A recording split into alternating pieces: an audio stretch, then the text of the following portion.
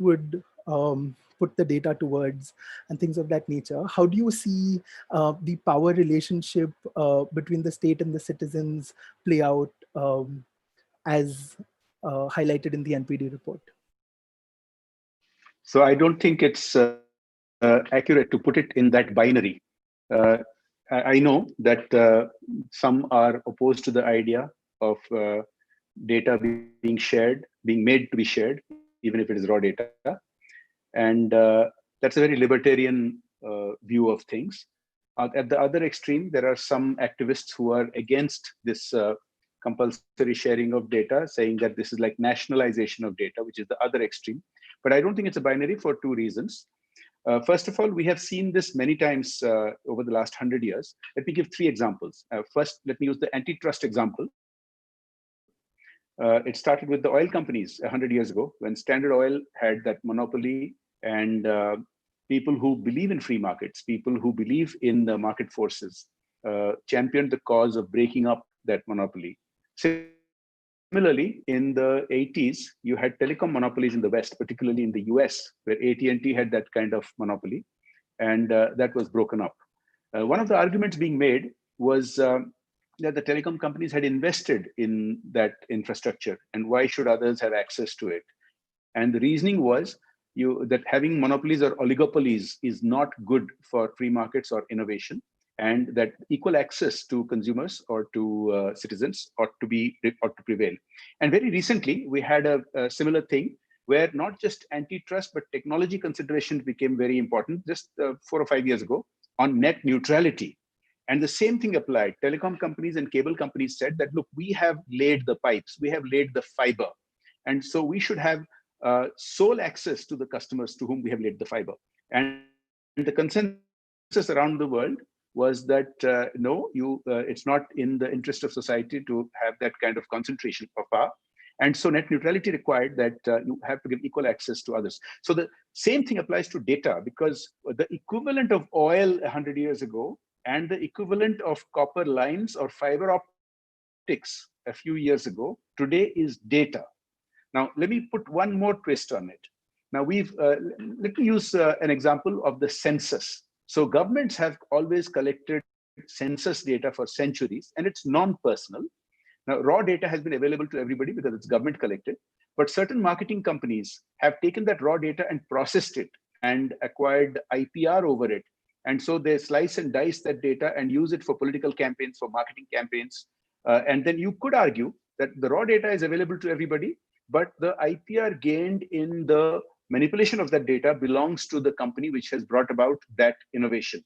Now, exactly the same thing happens here.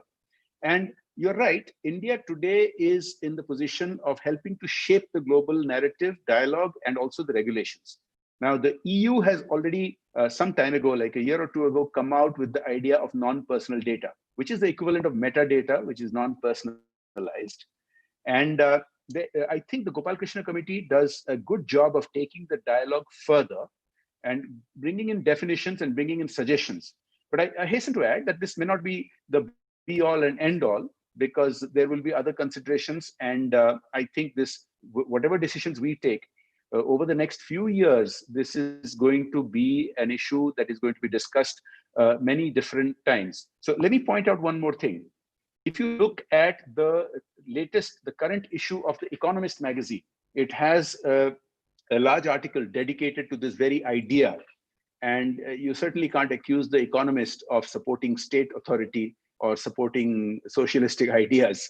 And yet they argue that making raw data available to startups, to innovators, is in the same spirit of free markets. So I think we should look at it that way.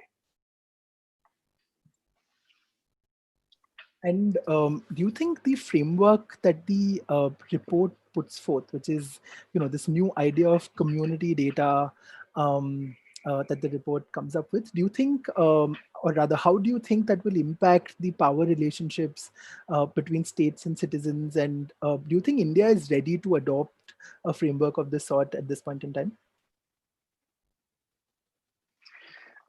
So we have traditionally had an outlook in India that we are not at the cutting edge of policy making or shaping regulations. or setting the global narrative.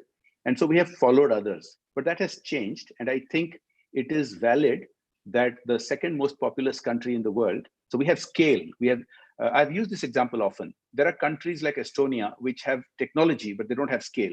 There are other countries that have scale, but don't have the kind of technology edge that we have already reached. So we are in almost a unique position where we have scale and we have the use of technology on a very large scale. So I think we are ready in that sense. Now, as far as community data goes, I think it has to be predicated on the understanding of who owns the data. So this issue of who owns data is not going to go away in a hurry. Now, consent is used when we take individuals' data, citizens and consumers, whether to big tech companies or to, government, of course, collects data in a different manner. But we often give away data freely because of the convenience that we get. Now, beyond that, see, this is also related to the issue of privacy, on which I have written laws and done other work. The point is, does government have a legitimate interest for the betterment of society to use big data? So, you can use Google Analytics to predict which parts of a city are going to see more crime on a particular weekend. You can use big data to better handle pandemics. And we have seen that with contact tracing software being used in India on a very large scale in just the last 4 months. So I think governments do have a legitimate interest to use access to big data for regulatory purposes, for the betterment of the people. But when it comes to competition, startups, new innovators who want to challenge the incumbents, the incumbents certainly have the argument that they've invested in acquiring the data, but whether they own raw data is a principle that is not settled. And so I think the argument being taken forward is that they certainly own the innovation and the IPR they have brought to processing that data, but that the raw data access should be available. And one of the suggestions made by this committee is that there should be market-based pricing mechanism to give access. So in that context, community-based data, whether it is for, say, ride-hailing apps or for other such things, the nitty-gritties will come down to what is raw data and what is not raw data. I think that's the crux of the discussion. But as to whether there should be access, I think in my mind, it is a good thing to provide that access. Thanks. Very insightful comments. I can see Dr. Kumar has joined us. Hi, Dr. Kumar. Can you hear us? Are we audible to you? We can't see your video, but yes, I can hear you. Can you hear my voice? Yes, we can hear you. Great. So I'm just asking a few questions. I'll go to Ms. Nappinai first, and then come back to you with a few questions. Sure. Nappinai, so how do you see the NPD legislation shaping up, right? Like, what are the learnings from the privacy judgment that can be applied here to ensure constitutionality of the proposed enactment, keeping in mind, again, community rights, group rights, these kinds of ideas and concepts that have been tossed out in the public? In fact, Prakar, I would have loved to go last, because I would have loved to give. I always believe that I kind of like I'm the voice of reason and I can balance both sides out. We have government representatives here and we have the industry representatives. But just to take the first question that you threw out there. See, there were 4 mandates that the privacy judgment very explicitly set out. The first is legitimate goal. So to a large extent, what Mr. Panda just talked about was to address this aspect of legitimate goal. But we have to evaluate whether what he said does amount to legitimate goal at all or not, right? So that may be one argument or one submission that could be placed to support that construct, but whether that would be sufficient to sustain it would become the issue. And for evaluating that, the next 2 levels of tests that the privacy judgment laid out would actually be very helpful. The first of that is whether the legitimate goal is a sustainable process. In the sense, is it the best suited for the remedy that the goal aims at? The next thing becomes even more important, whether the legitimate goal and the means to it is the only alternative? Meaning, are there other less restrictive alternatives, or is this the only alternative? And that leads to the last part, which is of proportionality. Is it proportionate enough or not? Now, the concern that I have when I look at NPD, and I'm completely with Mr. Panda when he said that it is high time India leads. I have been very vocal about that. I've written about it also, particularly in terms of blockchain and emerging technologies, and how India has to lead through regulation to support innovation. And I'm a true believer that law can be an enabler. So though I traverse the the old way of practicing law with new age sunrise sectors in law also, I still believe that law is not an impediment. It's not meant to be an obstacle. It's supposed to be an enabler. But how can it enable? One aspect is all these rules or guidelines that the privacy judgment laid down. But there is a larger issue of first principles of fundamental rights also, and of basic constructs in terms of law that we need to capture. This is where I see a real problem with NPD.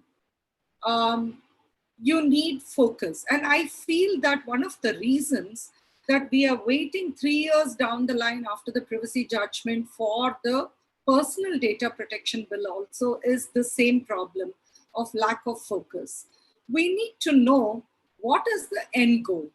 Once you know the end goal, you can work backwards from them.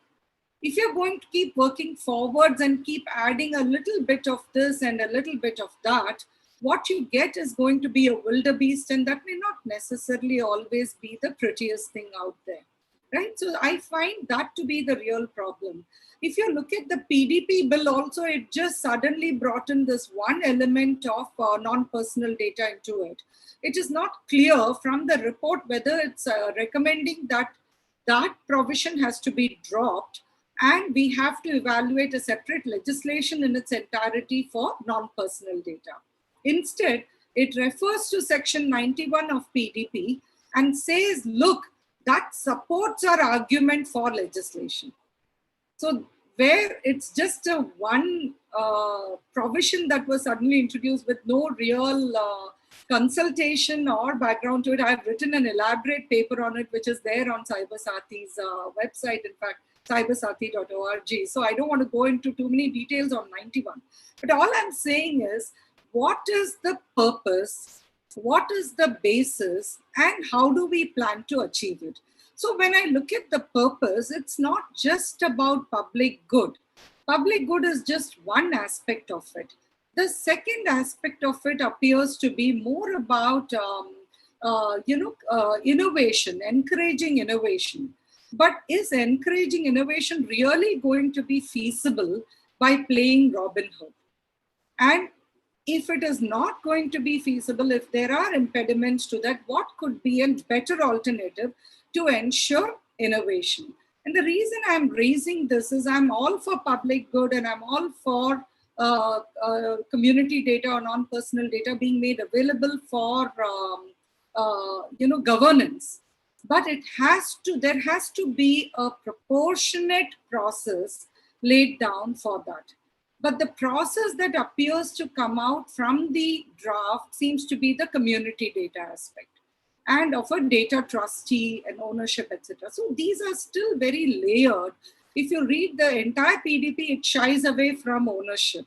If you read the NPD, it talks about ownership, but it really doesn't answer the issue. It merely rests certain rights in the hands of entities, which again are spread between government, between authorities, between private entities, and between some kind of a community trustee mechanism. So these are all too widespread, too open-ended at this stage for us to evaluate, but that doesn't necessarily mean everything is bad, so let's throw the baby out with the bathwater. We'll have to evaluate how can we harness non-personal data without it impacting existing businesses. We do have other alternatives, for instance, through licensing and We have to deal with Right. copyright laws and what it brings out of it.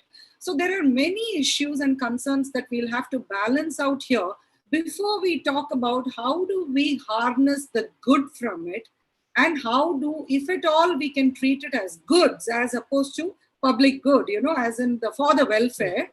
How do we do that without it causing some kind of a disruption which is going to become destructive rather than constructive? Right. So, I'll in one word, do you think the legislation, the proposed NPD legislation, will enable innovation, or are you not optimistic on that front? And I'll come to you later to elaborate and substantiate. But if you could just Sure, but a very quick answer would be, isn't that the $1,000,000 question here?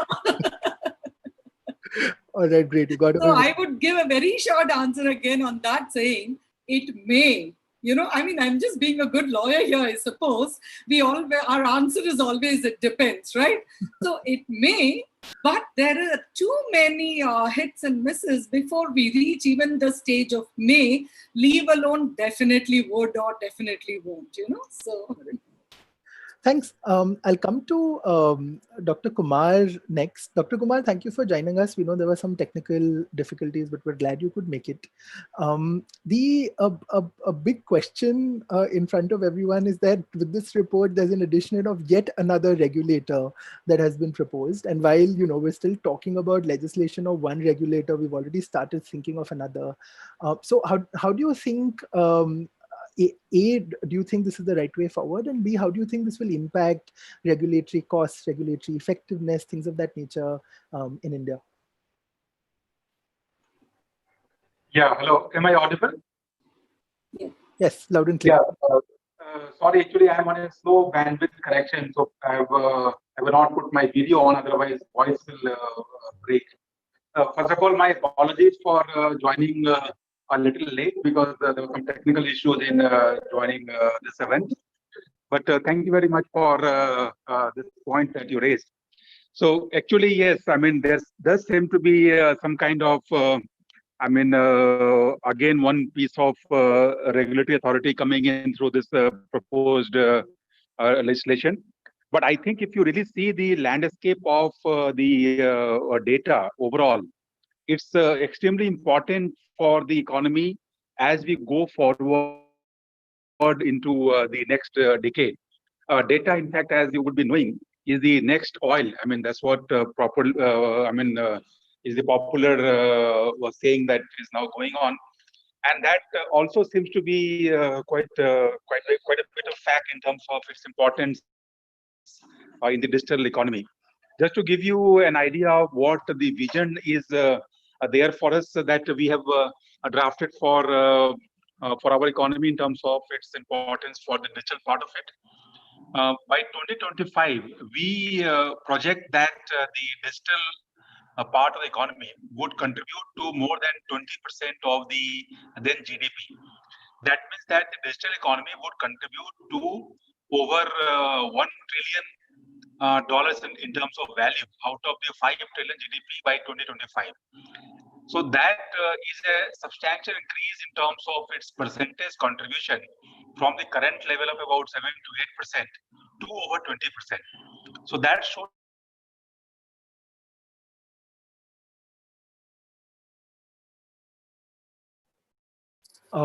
Dr. Kumar, we lost you. Can you hear us?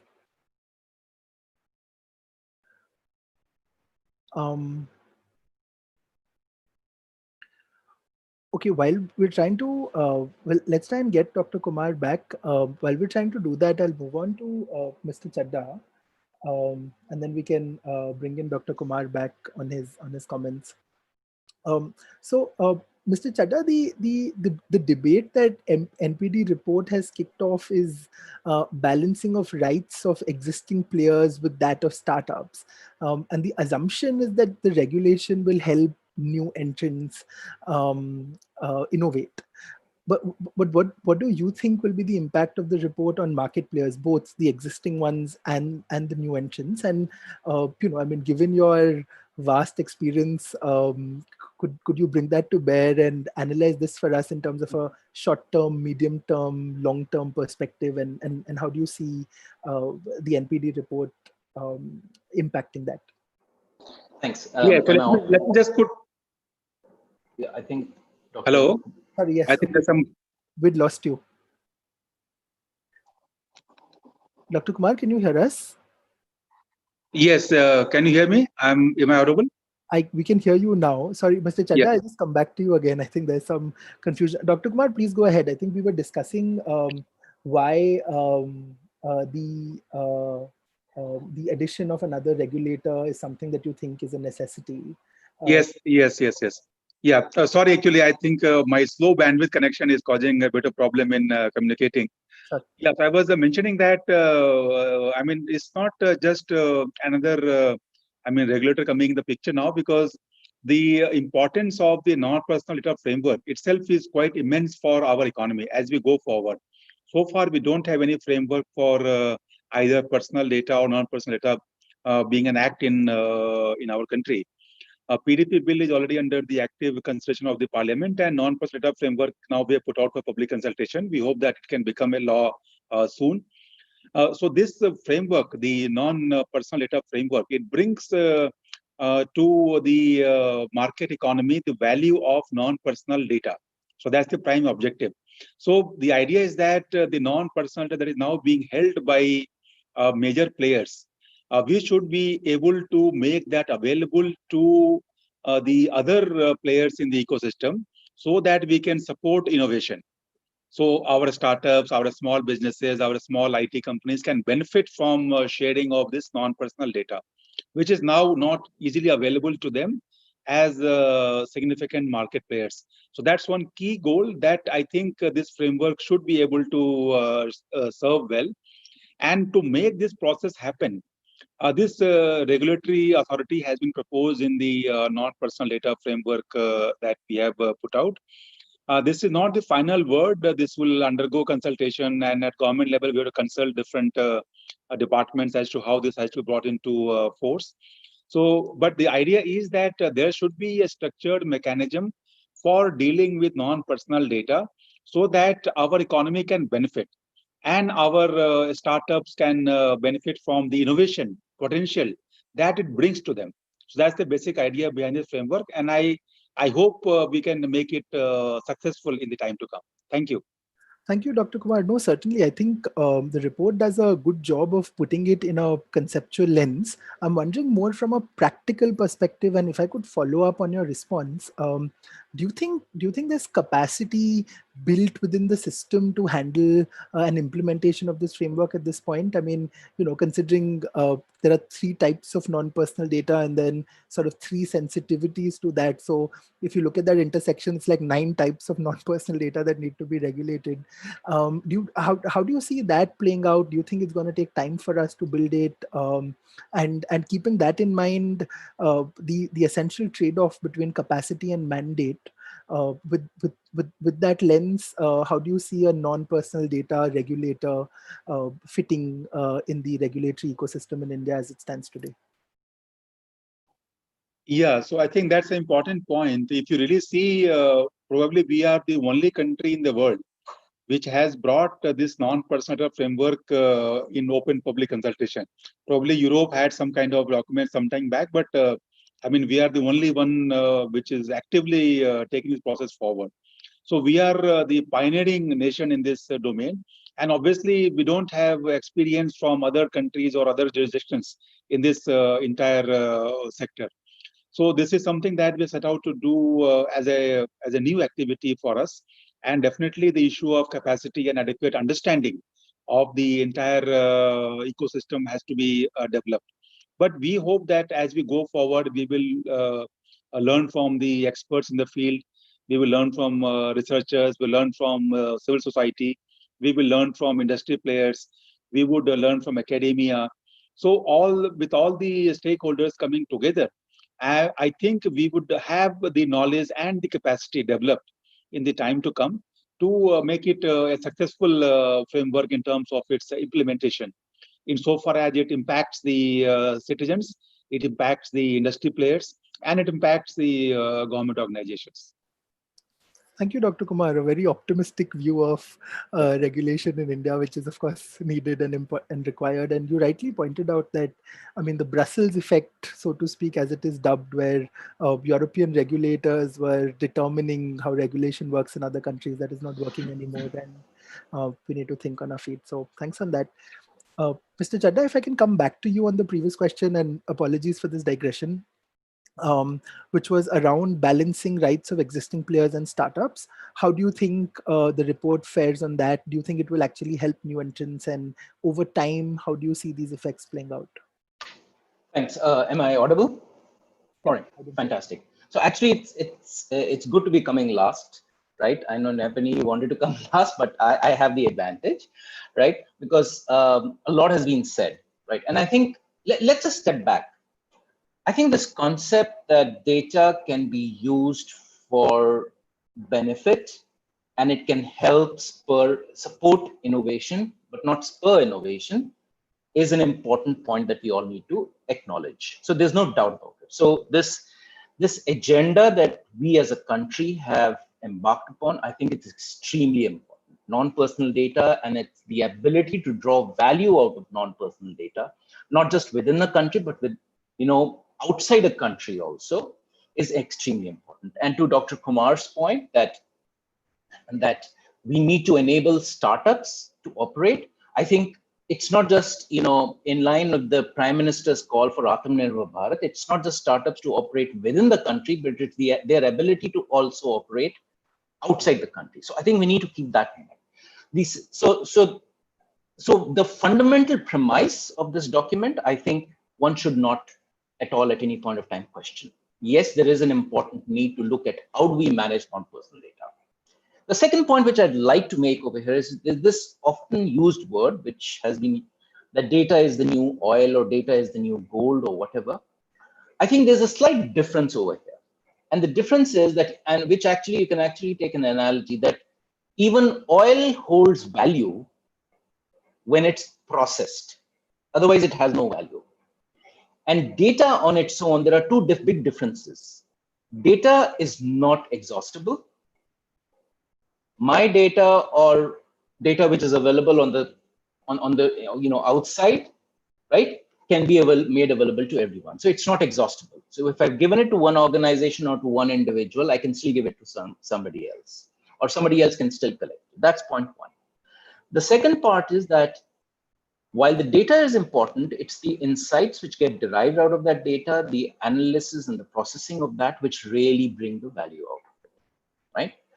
So that's another point which I'd like to put on the side, because that's an important thing when we look at businesses. And this is not about a large business or a small business. It's about any business, right?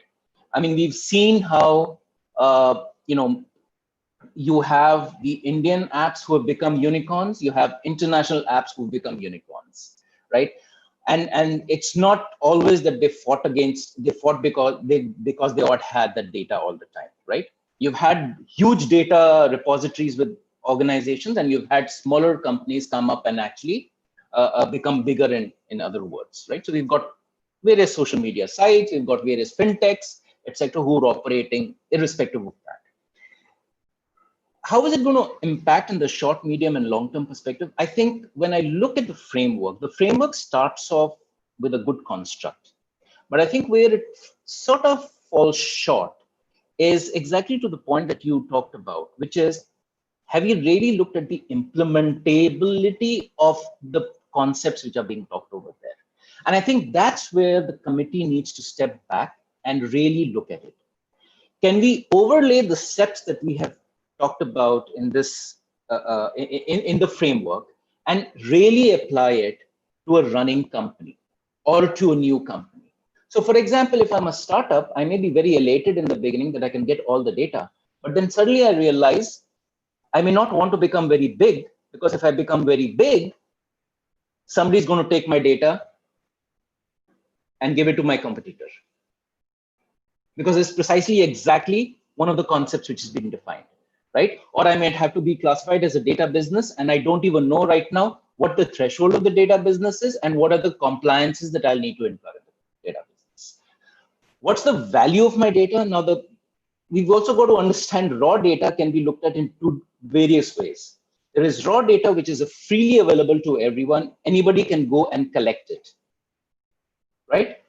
There is raw data, which I have taken the effort to collect and store. Now, are you saying that that expense that I have incurred, again, don't say that this is a large company or a small company. Actually, it'll hit a smaller company much more than a larger company, right? The fact is that if I'm a small startup and I do an agriculture startup and I use drones to collect data, right?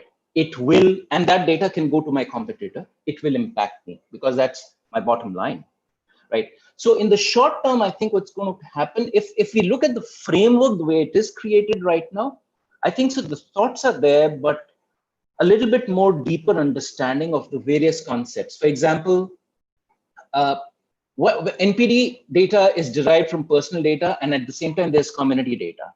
Where is the responsibility start for community for the ownership of that data starts? Where does the accountability end? Where does personal data's this thing end? We don't know.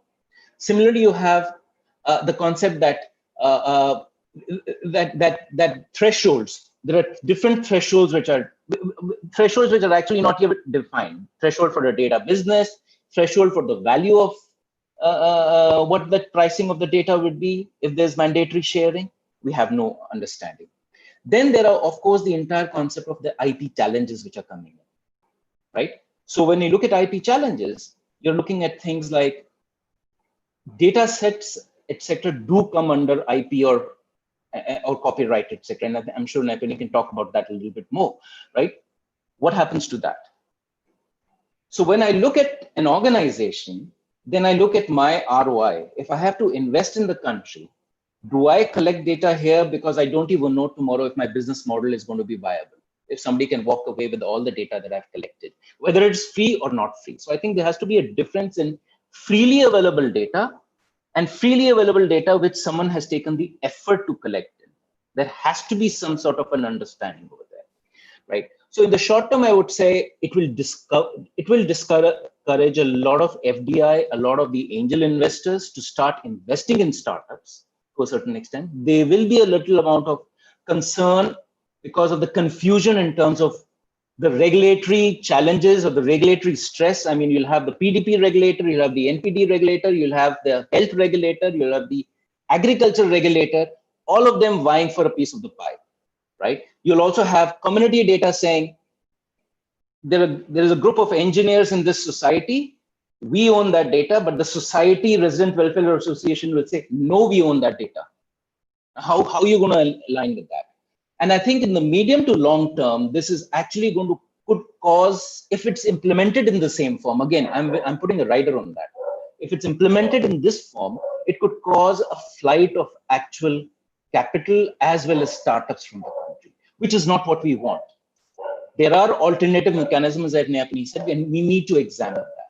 I think the most important thing for us to do is overlay these things on top of running businesses or new businesses and see where are the breaks and fix that rather than trying to, enforce something. Right. And there are a few questions, but just before I take those, if you could just come in here, Mr. Chaddha, that apart from the community data bit, the other thing that they're operationalizing, the report is operationalizing right through is data trusts and data trustees. What kind of impact would that have on service delivery of industry? Do you think that is a concern that is as valid as the ones that you talked about, or are those discussions left for downstream? So yeah, I mean, it's a very interesting concept, data trust and data trustees. But again, I think it's something which has not yet been inked or discussed in detail. What are their roles? What are the responsibilities? How will we educate, between two different data trusts who would either own or have allegiance to certain data? How will you manage the interconnections between them, or address challenges that they do to each other? I think if we can come up with a framework where organizations and the government and civil society alike can voluntarily share data with the data trusts, and there are clear frameworks under which the data trust and the data trustees can operate, I think you have this, but we still have a long way to go for that. So at this point of time, that's a very big unknown, in fact, in this entire thing, because it's just been put forward. And unlike the PDP bill, which went through a lot of legals, this thing, and you've got to give due credence to the team which worked on this project, Mr. Gopalakrishnan and his team, that in the short time that they've come out with concepts. Data sharing should be looked at, but then we need to figure out the right way to do it. Thanks, and completely agree. Very bold attempt, and I'll join you in congratulating the committee putting this document out.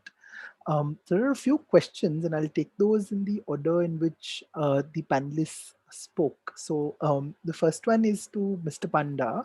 The question is, are we implicitly acknowledging that the competition regulator isn't equipped to govern data-driven platforms and their monopolistic tendencies? No, I think the question is a little broader than that. So when we had the net neutrality debate, the same issue came up, both in Western countries as well as in India, that why shouldn't Competition Commission handle it? Much like the Competition Commission handled the breakup of the oil monopolies 100 years ago in the US. And the consensus around the world was that this is such a fast changing technology that it is not comparable to just the basic principles of free markets, which are important.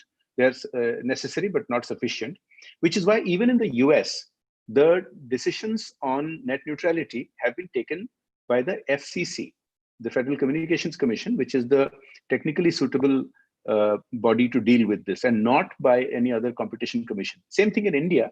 It was TRAI who dealt with net neutrality and not the Competition Commission. There may be a time in future that Competition Commission members may be technically schooled enough to deal with high-tech aspects, but it's a very specialized job. Now here I want to add something. While there is a concern that we may have too many regulators, I want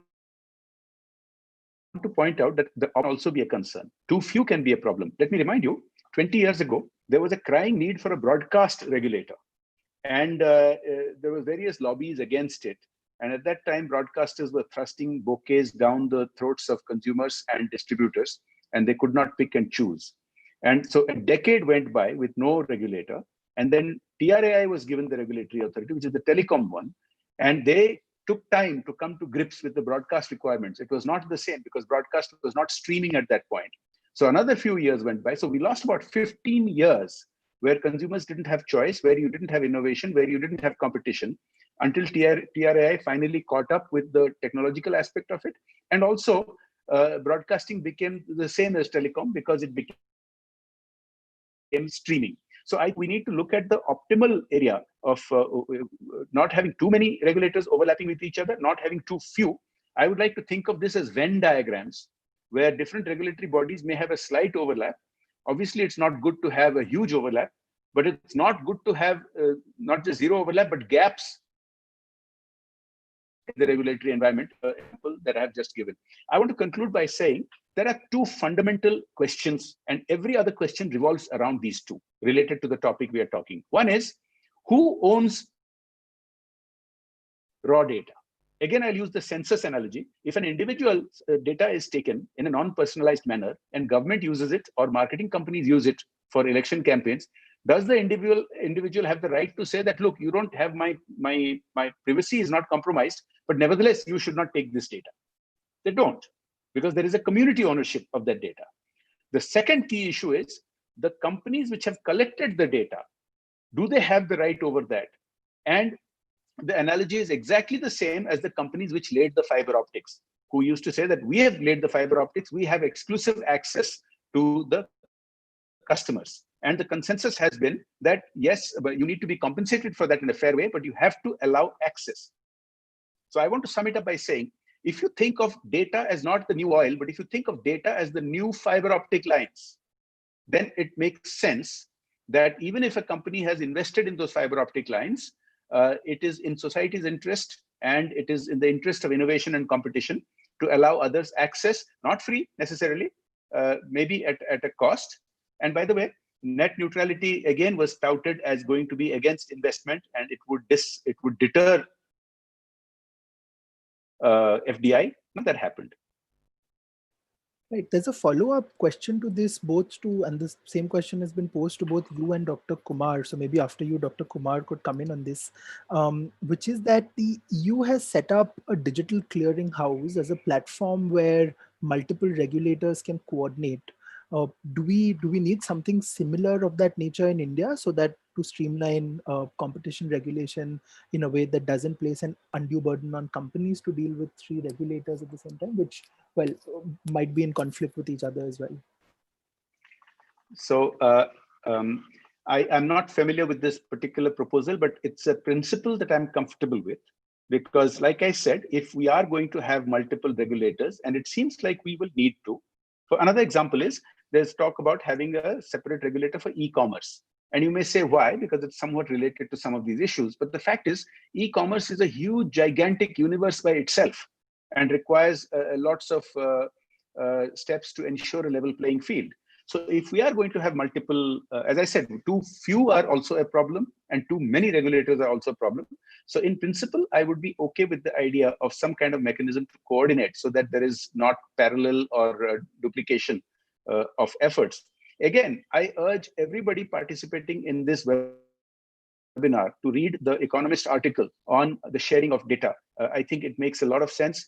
We may be taking the lead now, although the Europeans mentioned it a couple of years ago. And I think there is a little bit of discomfort with the idea that India is taking the lead, even domestically, but I think we'll get comfortable with that. Thanks. Dr. Kumar, do you want to come in on that as well, on the question of digital clearing house, something that the US set up, and does India need something of that nature?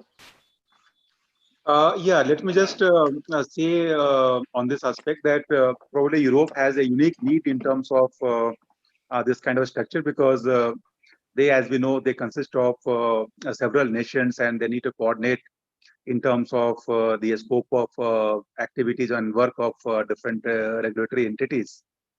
I think in India, we probably have a more cohesive structure in terms of the regulators in various domains.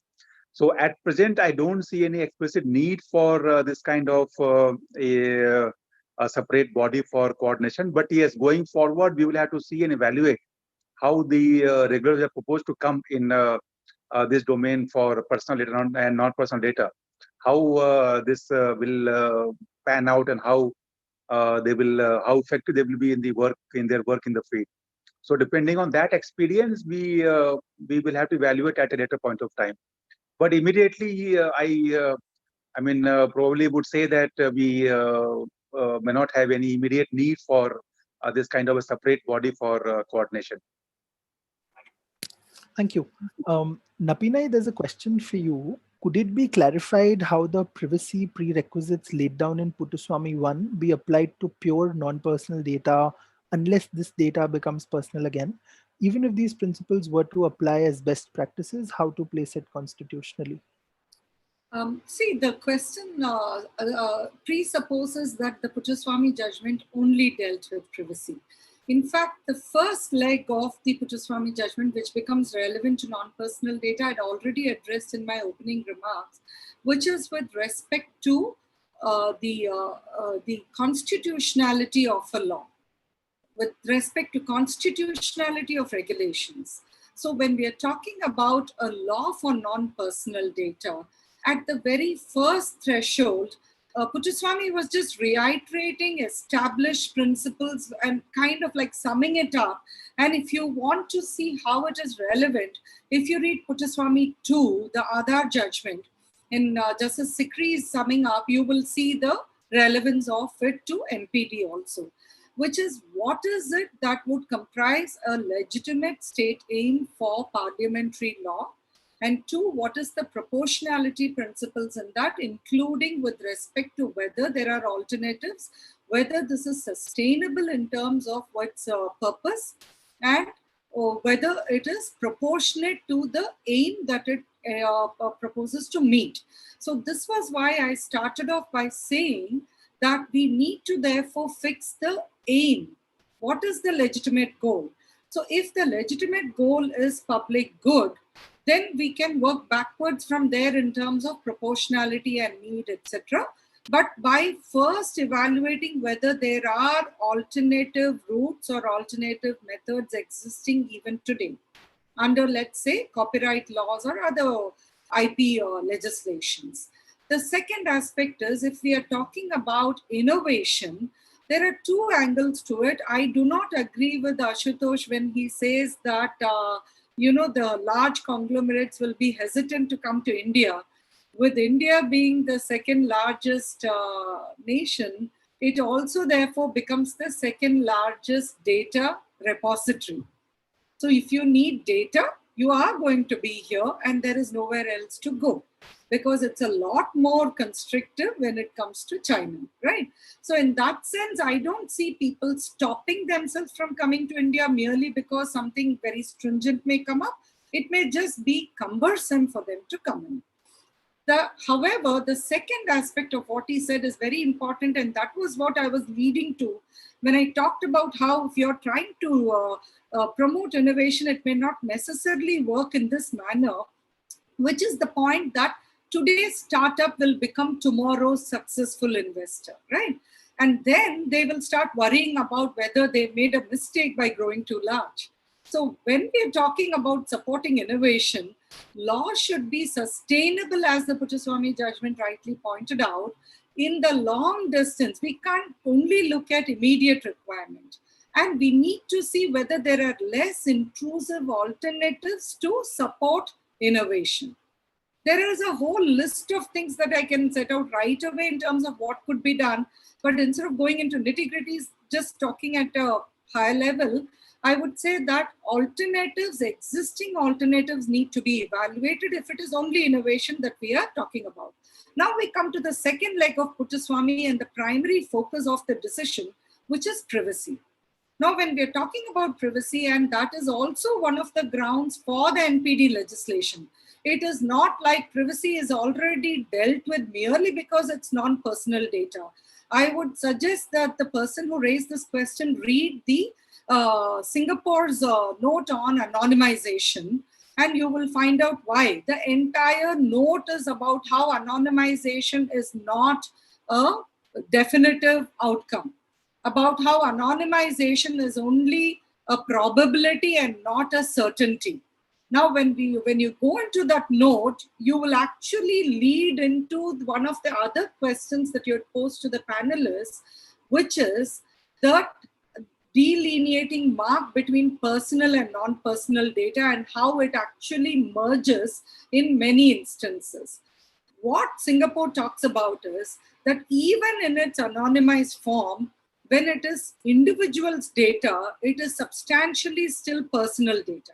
So we are still talking about privacy here, and that actually leads to one of the points that Ashutosh raised of how do you delineate the two? Where does one regulator stop and another start? And if you're going to then make it into a common regulator, how does the common regulator understand and delineate between this absolute focus in terms of protecting privacy of the individual, which takes primacy when we talk about PDP, as opposed to sharing and innovating businesses, etc., which could at some level be considered contradictory in non-personal data. Got it. So these are just thoughts I would want to throw out there. Thanks. Thank you so much.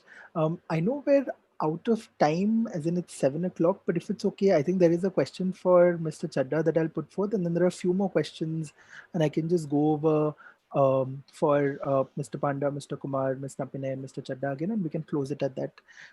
So, Mr. Chaddha, there's a very specific question, which is what would be the impact of these rules of non-personal data once it comes to pass as legislation on fintechs and finance companies like card networks, and like even aspects like data sharing with competitors and things of that sort? How do you see that playing out? So I think we need to look at it with the same lens which I said before, right? That and it's not, this is not about card networks. This is all, the question is about fintechs and, all of those startups which do a lot of great work here. And right. I think that concern will remain, which is, and this is not just because of data, but are the solutions that I am providing to the Indian ecosystem protected under law? I mean, it'll come down to that fundamental question, right? And which could also at a point mean that it could actually, I wouldn't call it degrade, but it will also decrease the level of type of innovation and the choice and the value that end customers get from these type of innovations. It doesn't matter whether it's a fintech or it's a health startup or a health organization, it really doesn't matter, right?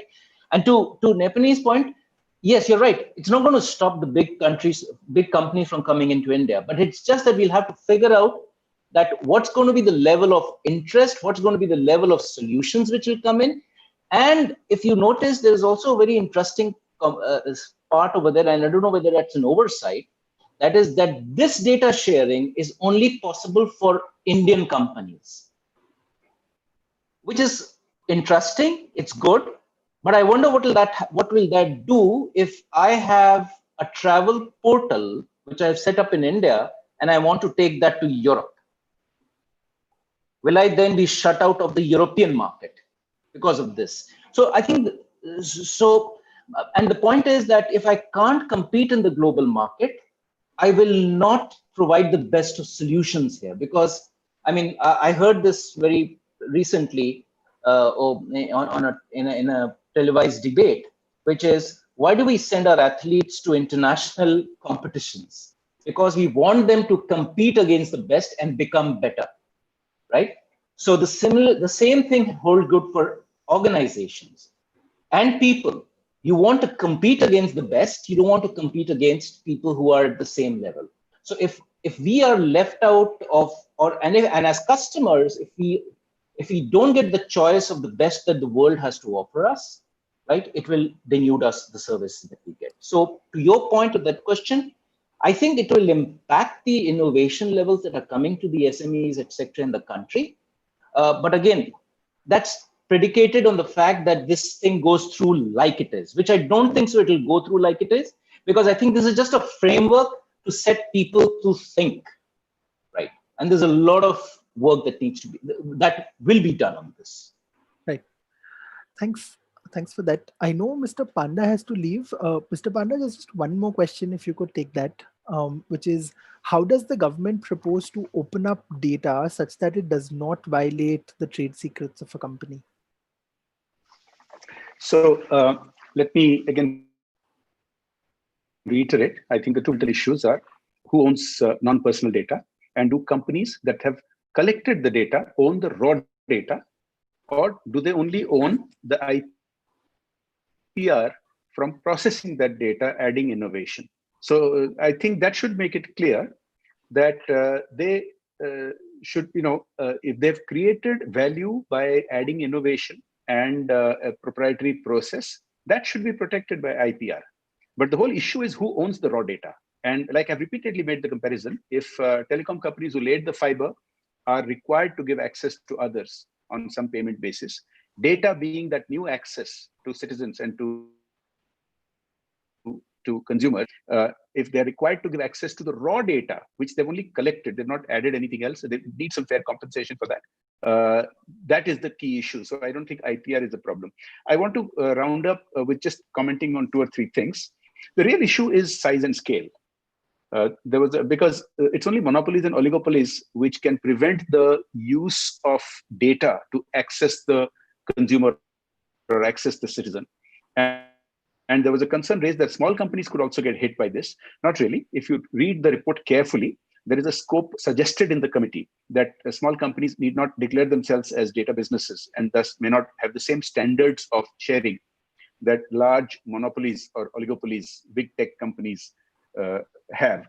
So all in all, I want to add one more last point. There was a concern raised about privacy. I've worked on privacy a lot. Look, There is no such thing as 100% privacy. We as a society have agreed not to live like 15th century hermits. We have CCTV cameras to check traffic. We have scans at airports. Let me point out something. This whole issue about can you have 100% privacy or is it just a probability? If you have 99.9999997% probability, those are the kind of probabilities on which the economies work and the whole world, modern human societies work. I'll end by giving you one example. 30 years ago, the concept of PGP came up, pretty good privacy. Now, it was not 100%, but it was 99 point some orders of decimals that it was, and it was only 128-bit encrypted. Later on, people found a way to crack that. Then it became 256 bits encrypted. So this will always be a cat and mouse chase. There will always be better encryption, and there will always be more powerful computers which can crunch those encryptions. But that doesn't mean that unless we have absolute 100%, there's nothing 100% in the universe, that we decide not to take any policy decisions. We have to ensure that the probability is high enough that privacy is maintained, and so that the discussion remains centered on non-personal data and raw data. Thank you for that, and thank you for being here with us, Mr. Panda. We hope to stay in touch with you, and if there are any other questions, we'll relay them to you by email. Thank you. Thank you. There's another question for Mr. Kumar. Mr. Kumar, the question is that how is the current regulatory framework different from the regulatory framework under the IT Act? And the person who's asked the question has deemed the regulatory framework under the IT Act to be a failed framework. So if you could talk about this.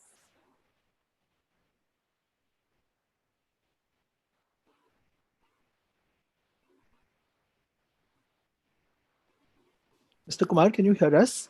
If you're speaking, you're muted. Yeah, hello. Can you hear me? Yes, we can hear you. Yeah, sorry. Actually, I'm still on a slow network connection, so that's a difficulty in continuous connection. Yeah, so I was mentioning about the IT Act. So it is a time-tested act in India now for the last 20 years, and there have been amendments to the IT Act, and we also have notifications under different sections. So IT Act, I would say, has served well for our needs for the last 2 decades now. And of course, it is also alive to the evolving scenario in the IT domain. I won't say that IT Act has a failed framework. It is definitely it has served the purpose for which it was enacted. The proposed framework for regulation under the PDP bill and the non-PDP framework, that is still a work in progress, and we are holding consultations under the non-PDP framework now.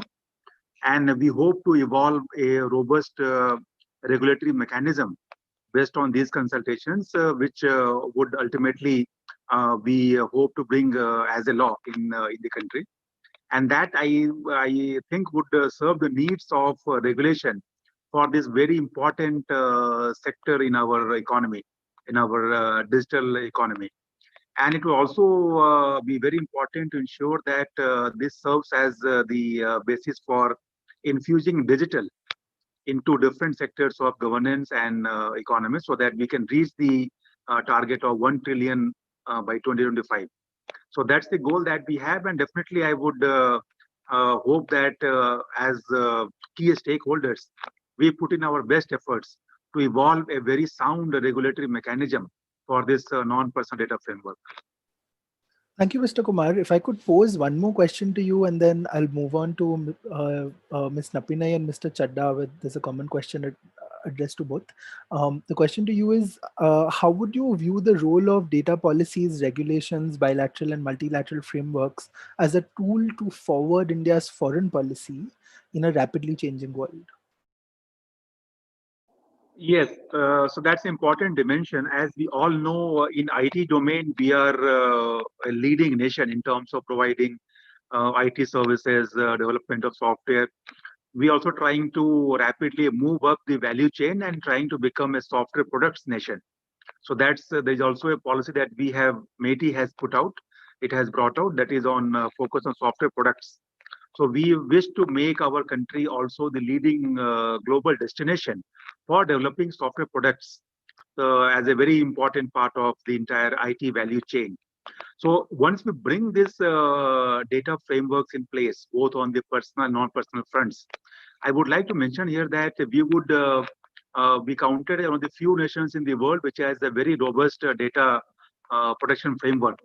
And as you would be knowing now, many nations in Europe, after GDPR has come into effect, they are looking for data adequacy in nations where the data of companies based in Europe goes for processing or for further work.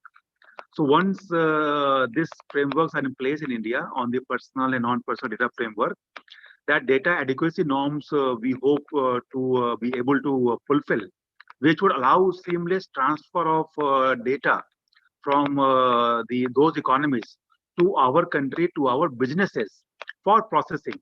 So it will bring value added activities to our economy, to our IT firms, to our IT industry. And that would definitely be a tool to project our soft power as a nation where a lot of advanced level software work can happen. Not only that, let me also tell you that all the emerging technologies, for example, artificial intelligence, machine learning, deep learning, they all depend on data as the basic fuel, so to say. They all depend on humongous amounts of data. And once we have these frameworks in place, the IT industry in India would have access to these data in a much more simplified and structured manner without any legal impediments, not only from within India, but also from across the world, which would help us in developing those technologies further, becoming leading nations in those emerging areas, which would again help us in gaining strength in our IP generation, for example, in those areas, which currently we are lacking to a significant extent. So it all has big advantages for the country as a whole. Thank you, Dr. Kumar. Again, a very optimistic view there. There is one question that is jointly addressed to Ms. Nappinai and Mr. Chaddha. And maybe, Nappinai can come in first and then Mr. Chaddha. The question is, considering the... I was going to suggest we could go the reverse this time. The other way around? Okay. Let's do that. Mr. Chaddha, you're going to go first. The question is, considering the far-reaching implications of the potential uses of data, how would one go about fixing the accountability arising from usage of such raw data? In this context, how would one navigate the complex mesh of data owners, data collectors, and data businesses? And there's another question, and maybe you can take both together, which is how would the proposals inhibit value-added fintech products like seller financing, like the proposal of non-personal data? How would that inhibit value-added fintech products? So yeah, so like I said, this is still a framework, right? And I'll answer the second question first because it's still a framework. So the ability for anyone to look into the crystal ball and see how it's going to impact is pretty tough, right? Because you have to overlay the framework onto working models and see how do they really pan out. And I think the framework has given us something to discuss, think about, which is why we are all here and having all these discussions. And it needs to get nuanced.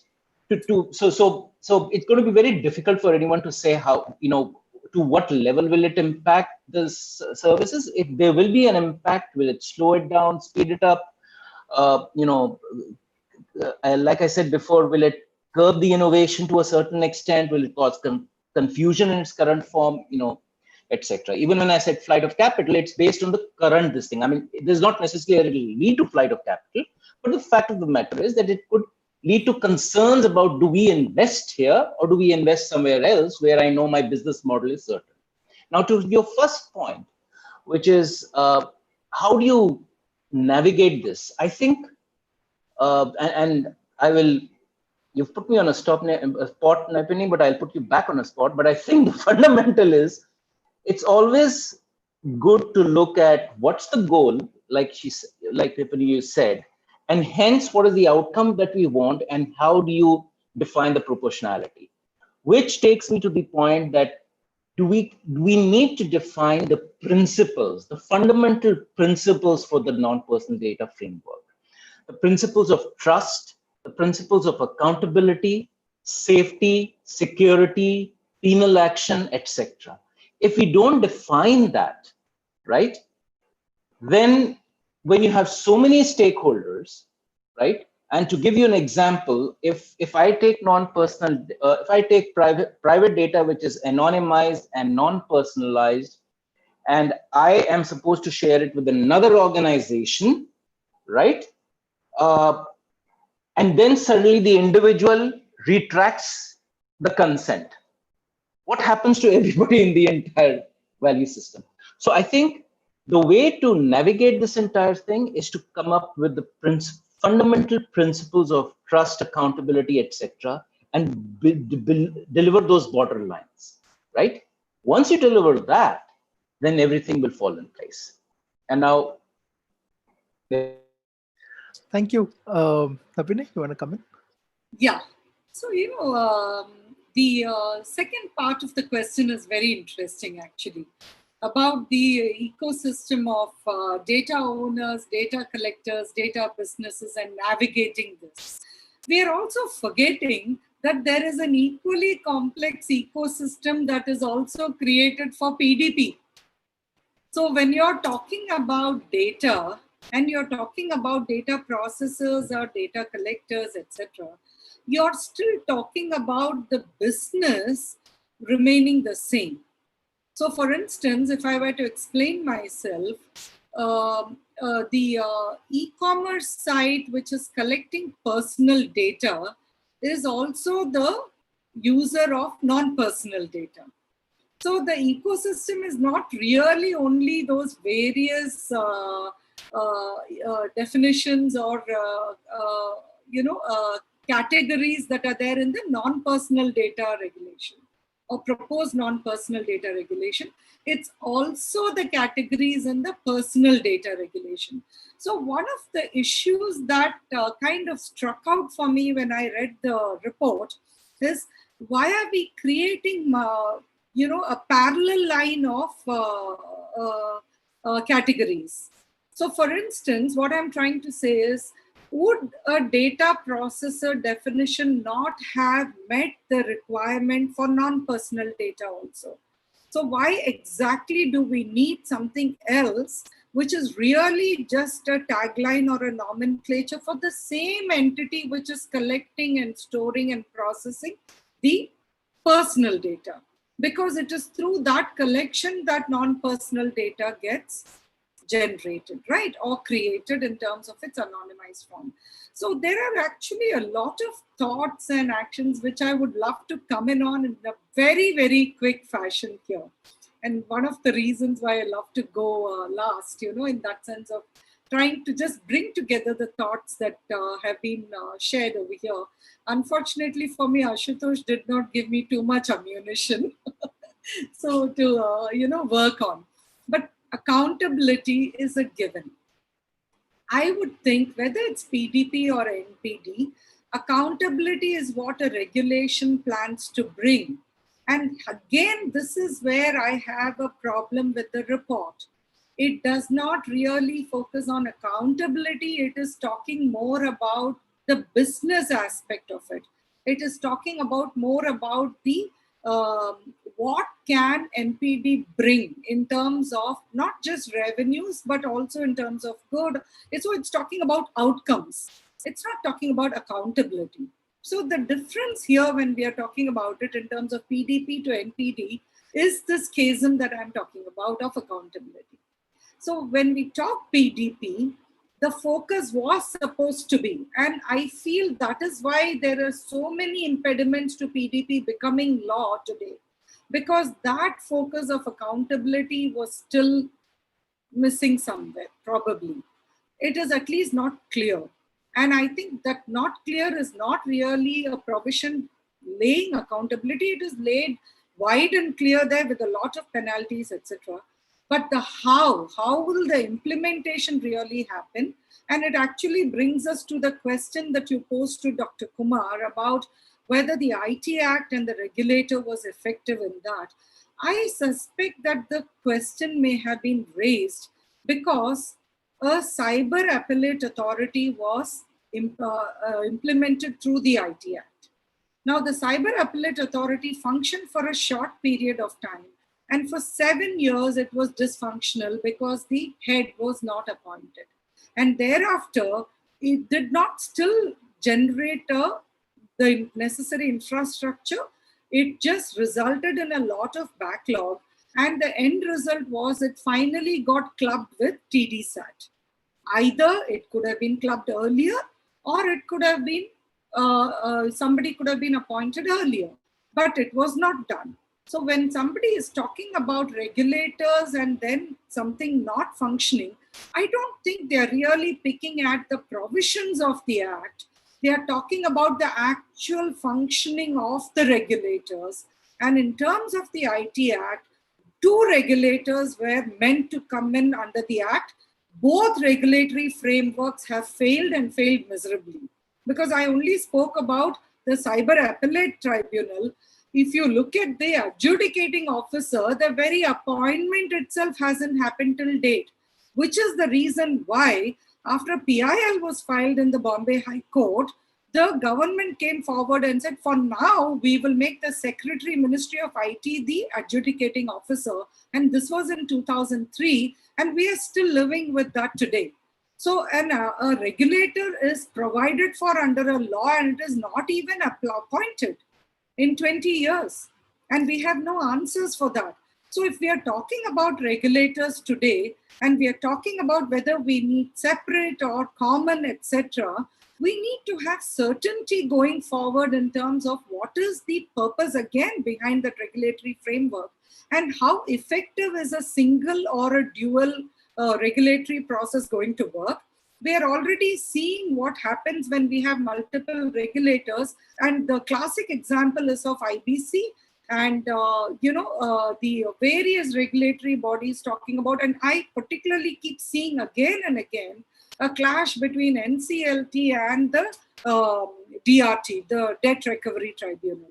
So clarity even before you set up a regulator, clear demarcation of territories, and how are they going to function, and how are they going to be effective. Because what we need are not more regulators, what we need really are not more laws, what we need are effective enforcement. So this is the takeaway I would really want to close out with. Complex laws, complex solutions may seem very great on paper, but simple laws are what really are sustainable. And therefore, we need to really look at how can we simplify, whether it's for PDP or NPD, how can we simplify the framework in a manner where it becomes effective for enforcement, where a common man understands what his rights are and can then ask for it to be enforced, can hold anybody, whether it's an Indian company or an international one, accountable for violation of his rights. That is when that would be the true mark of a good law. So it's a good note to wrap up on, because that not only is sort of valid in light of PDP and NPD, but in laws across sectors in India.